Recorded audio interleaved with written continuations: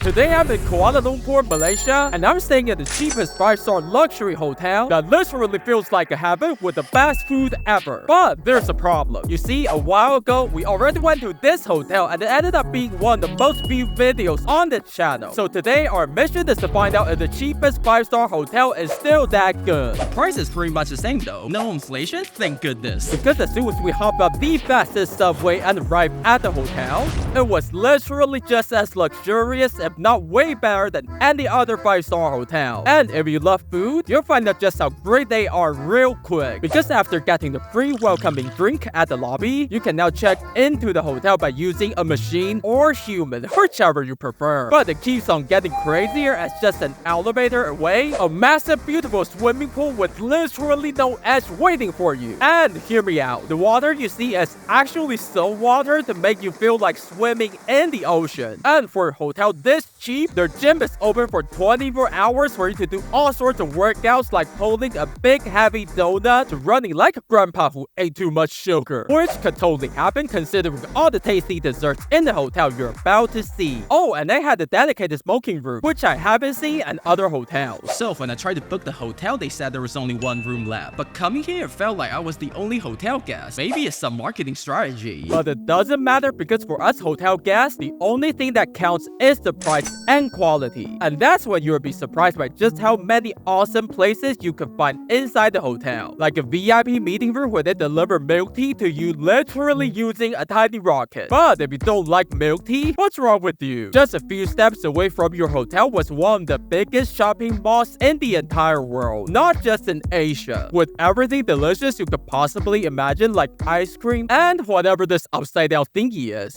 Could have sworn that room wasn't there the last time I came here. This place just keep on expanding. And speaking of expanding, you can now also take the subway just outside the hotel to wherever you want that needs to have a subway station, of course, which gives you the perfect opportunity to check out the beauty that is downtown Kuala Lumpur. With the most notable being the old government office, the Jamek Mosque, which is one of the oldest mosques over here built more than 100 years ago, and the Petaling Street, which turns out to be the local Chinatown, with whatever the statue is and balls on the floor. I'm a pat the heck out of you. Also, for anyone visiting Malaysia, I gotta warn you about the most deadly thing that you can bump into on the streets, and that is the cuteness of the stray cats, as in the blink of an eye, all the rest of your day will be spent petting those furry cool balls. Hey, I went to a bunch of cat cafes on this channel too if you're interested. But back at the hotel, Have you subscribed yet? Awak sudah subscribe ke channel ini? as soon as you leave the elevator and wander deep into the hallway, you'll be fascinated by just how many paintings there are. And then a Mabuhay. Wait, what is a Mabuhay? So Mabuhay is a Filipino greeting. That is pretty good. But it's only used to greet foreigners? How like aloha in Hawaiian. Wait, seriously? If anyone used from the Philippines, tell us in the comments if that's true or not. Well, we checked out one of the best hotel rooms inside this 5-star luxury hotel in Malaysia.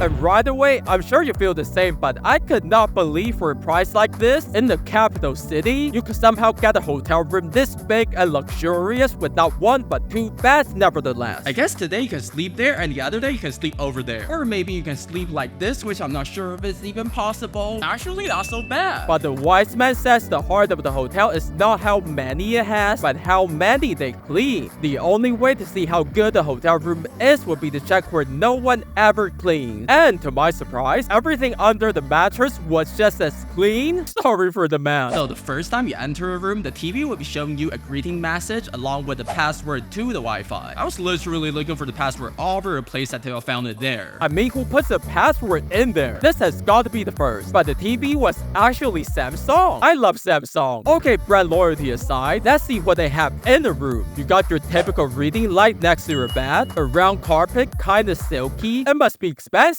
And the electrical thingy for you to plug whatever you want. Well, almost whatever you want. But the coolest thing was totally right outside the window, as by gently opening it, you would see the beautiful view of the swimming pool. Or living hell if you're afraid of heights, which I'm sure those free coffee and tea would probably calm you right down. And if that doesn't work, the free drink inside the fridge. Well, why is it empty? Come to think of it, why is everything empty? But it gets only crazier as you enter the bathroom by sliding this heavy door made of mirror. And inside of it was the most high-tech hotel bathroom I've ever seen, with the ring light being completely touch control. Wait, why is it not working? What am I doing wrong? Well, at least the makeup mirror thingy can still light up just like this. The shower room was your typical shower room with only one shower head. But the toilet was the moment where all hell broke loose, because at first, it all looked normal until I noticed the one tiny little handle that just might help me flush the toilet. Until this thing came out spewing nothing but water. We're under attack. Get through the chopper! Why is shooting a toilet in Malaysia so hard? But whatever makes sense to me would be a sliding door. See, so you can either cover the shower room or you can cover the toilet. And you see this handle right over here? If you slam it too hard, it would literally bump into the glass panel in the middle.